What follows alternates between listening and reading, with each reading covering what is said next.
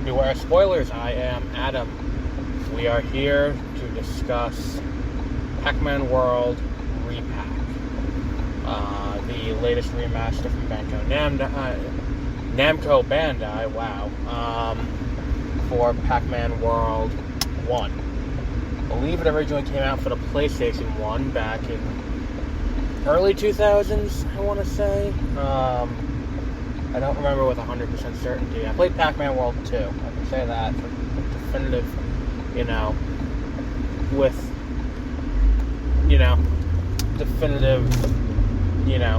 that I did.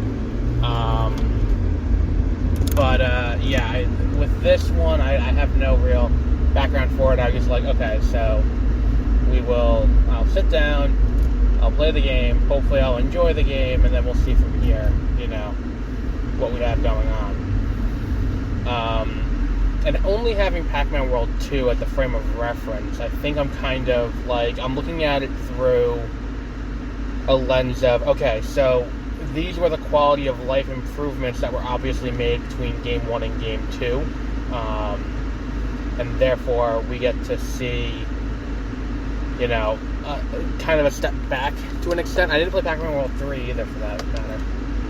But it is kind of a step back in between, going back that way. But it's not the game's fault in that regard. That's me for having not played this game. And then playing 2 after. I played 2 first and then went back. It's kind of the same for anyone who played Kingdom Hearts 2 and then went back and played Kingdom Hearts, which again I did, because I got Kingdom Hearts 2 as a gift, and then went back and played the first one after. And it's like the difference in UI and in strength and in general systems involved in the game around leveling and shit like that. It's just such a catastrophic or a gigantic difference between them that you're like, all right, it's a huge improvement. Now, looking at what this game is, it's you are Pac-Man, you're on an island, and you have to play through all these levels to eventually fight Top-Man, and then, beat him.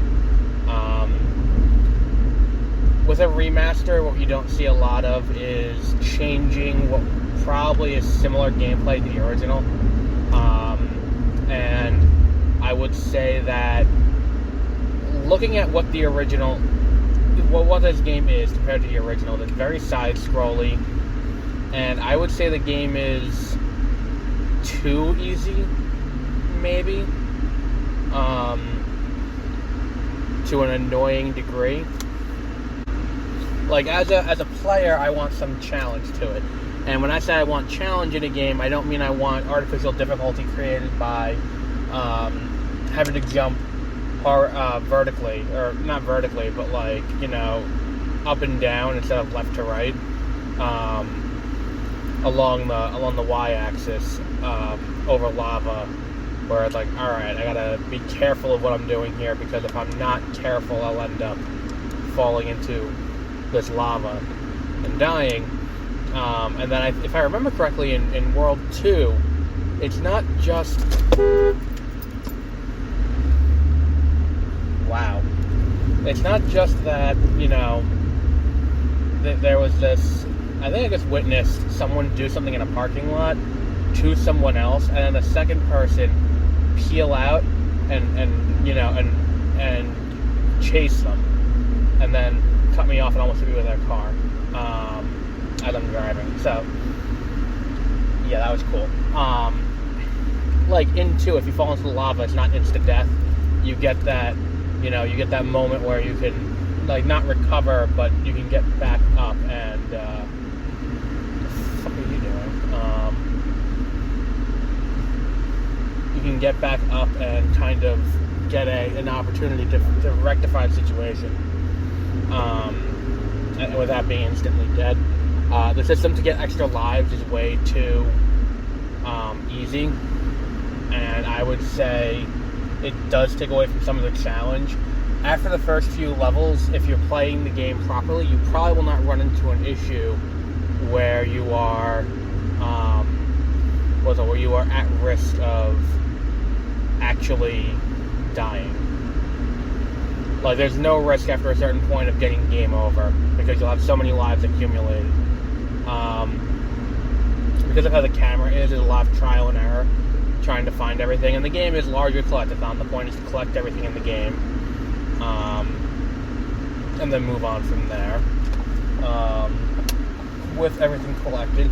And I think that there's very little challenge that goes into collecting things. I think there are like 2 levels that I didn't do it my first try through,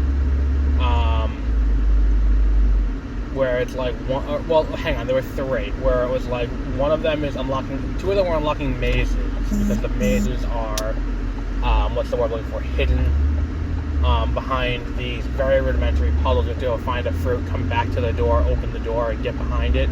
And to get into the mazes, you have to get the Galaga or Galaxian, collect that, go back and open, you'll find a maze in there, and you can do like a traditional Pac-Man maze.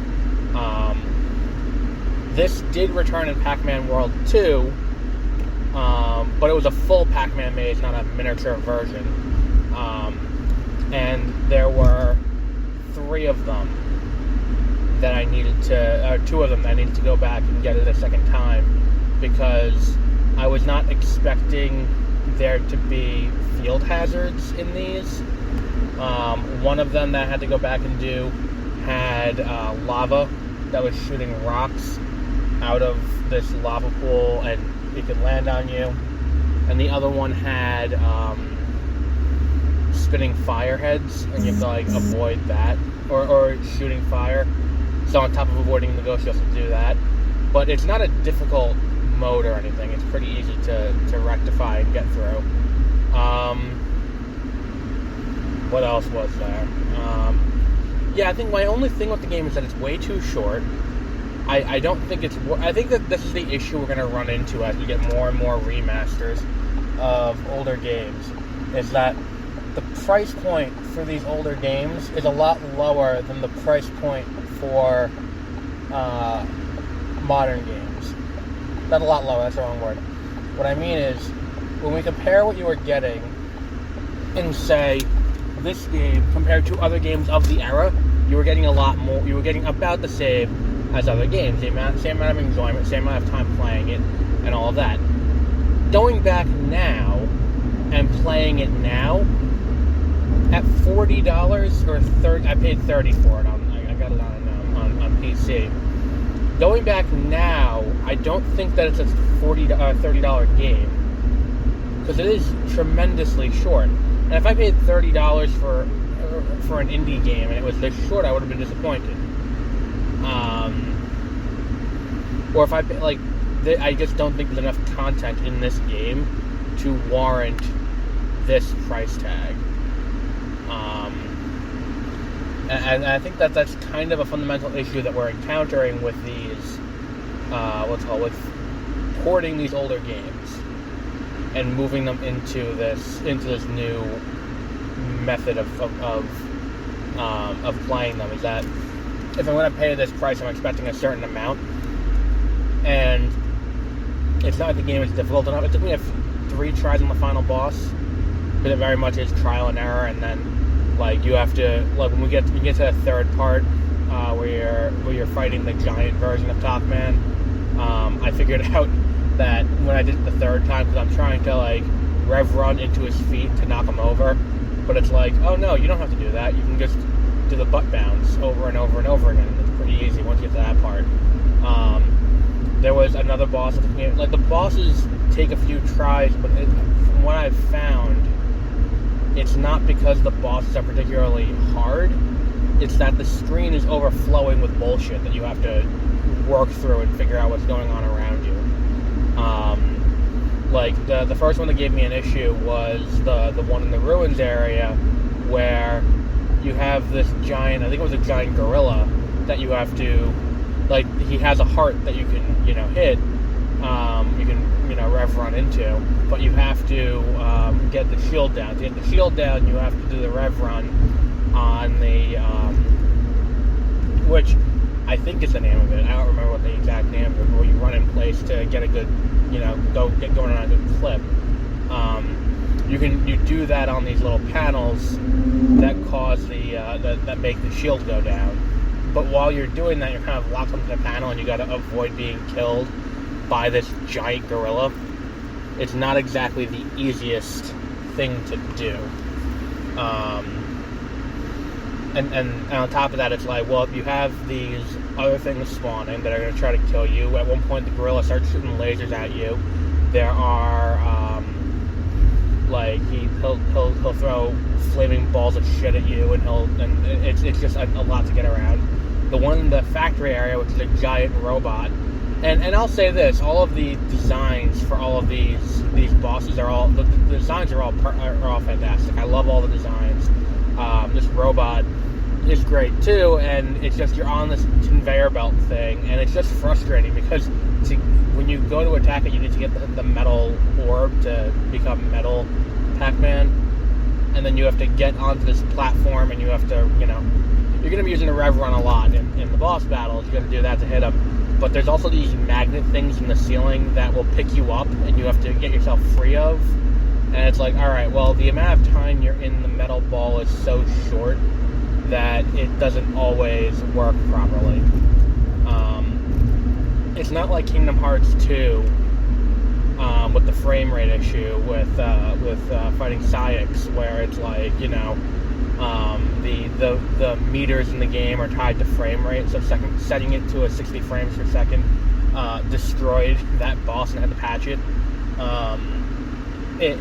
This is more like, the amount of time that you're in the ball there is kind of annoying, because it also doesn't spawn the treasure chest that gives you the ball as often as it should. Not as often as it should, but often enough to make it not like, fuck, now I get back down, and then it's like, do I want to just sit here and get through this, or should I, just jump off the edge and then start it over again? Because I'm sitting here for a while waiting for it to come back. And then as you're doing it, it's like there are these explosive boxes everywhere, and they're being picked up and dropped, and he's throwing shit at you and shooting lasers at you, and it's just a clusterfuck going on the screen, and it's like, it requires not just the ability to, to play the game, but also a fair amount of luck to actually get past that. What else was there with this game that's worth addressing? There's not enough worlds, but again, if they're just straight porting, then I can't really fault this game with that, considering we're holding it to today's standards. But if that's the case, don't charge this much money for it. I know PAC-MAN World 2 had a ton more levels and a ton more collectibles, and it was a lot clearer what you were collecting and all of that. Yeah, I guess the game could have been better executed and more modernized, and I think that's the thing. If we're going to do a straight remaster and not just port the game as it was onto, say, PlayStation Plus, whatever the hell they call it, or Xbox Game Pass, or anything like that, modernize some aspects of it. Don't just be like, here's the base game exactly as it was, have fun. And I feel like the whole thing with the magic key is such a pointless thing for playing the game. Because by the time you get it, you've beaten the game already. Like, I don't understand why that was added in as a mechanic that you can get that late in the game. Although, I mean, it's one of those things where, like, it makes sense. It's like, on the one hand, you can get, what's it called? You can get, you get the magic key, and you're like, alright, cool, I can open up any door, I can get into that. You don't want that too soon, because it does defeat a lot of what you're doing in the game.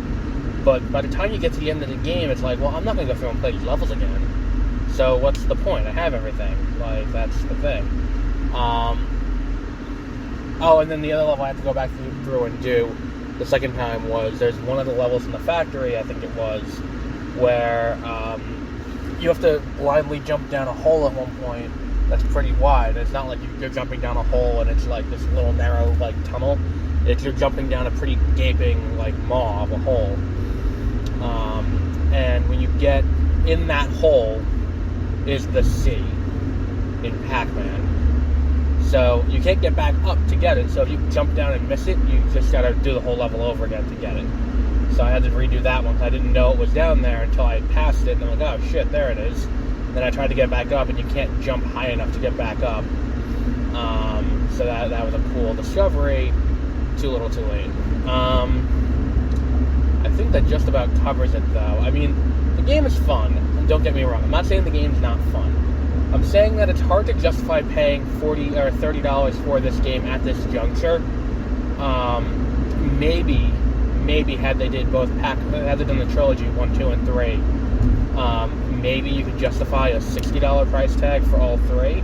But I think just for this one, charging $30 is not great. I keep saying 40, I don't know why. It's just I paid $32, so I'm rounding it up in my head. It's hard to justify paying that much money for this game at this point with how little's actually in it. Back when the game originally came out, it made sense, and you were able to sell it, because this was standard in terms of the amount of content that was in a PlayStation 1 game. And look, don't give me that bullshit where it's there were games that did more than this, or there were games that did less than this, and we paid more for. But it's by and large, it's about the same amount of content you got in a PlayStation 1 game.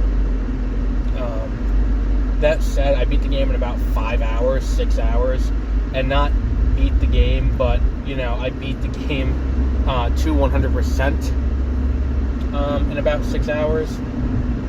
It's not a deep experience that seems worth the time to spend that much money on it. But if you want to go out and buy it, it is available now for Switch, PS4, probably PS5 too. It's for Xbox, it's for PC, it's however you play games. It's not on your phone, you can pick up this one, and it is included in whatever it is. So yeah. So we'll wrap up there for today with PAC-MAN World Re-PAC.